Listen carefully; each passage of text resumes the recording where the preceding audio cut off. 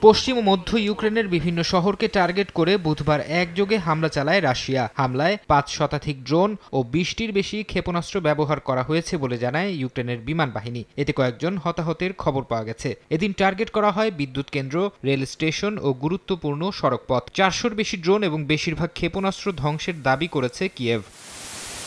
যুদ্ধবন্ধে মার্কিন president Donald Trump চেষ্টা শুরু করলেও ভলোদিমির জেলেনস্কির সঙ্গে রুশ প্রেসিডেন্ট বৈঠক করতে চান না এমন দাবি করে আসছিল বিভিন্ন পশ্চিমা গণমাধ্যম। দ্বিতীয় বিশ্বযুদ্ধের সমাপ্তির ৮০তম বার্ষিকী উপলক্ষে চীনে অনুষ্ঠিত প্যারেডের পর সংবাদ সম্মেলনে এ বিষয়ে খোলামেলা কথা বলেন পুতিন। জানান জেলেনস্কির সঙ্গে মস্কোয় বৈঠক সম্ভব। তিনি বলেন, বৈঠক যদি পরিকল্পনা মাফিক ফলাফল দিতে সক্ষম হয় তবে তা অনুষ্ঠিত হবে, নয়তো সামরিক বিকল্পই প্রাধান্য পাবে।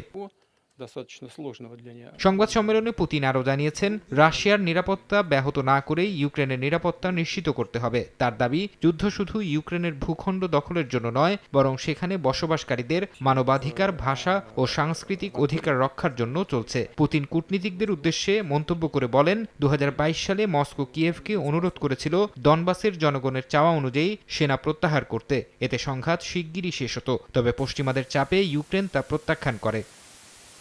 এদিকে হোয়াইট হাউসে সাংবাদিকদের সঙ্গে আলাপকালে মার্কিন প্রেসিডেন্ট ডোনাল্ড ট্রাম্প বলেছেন, ইউক্রেন ইস্যুতে তিনি রুশ প্রেসিডেন্টকে নতুন কোনো বার্তা পাঠাচ্ছেন না। তার মতে, পুতিন জানেন তিনি কোথায় দাঁড়িয়ে আছেন এবং সিদ্ধান্ত নেওয়া সম্পূর্ণ তার উপর নির্ভর করবে। তবে শিগগিরই আবারও পুতিনের সঙ্গে আলাপ করবেন বলেও জানান ট্রাম্প। ফরহাদ চৌধুরী, সময় সংবাদ।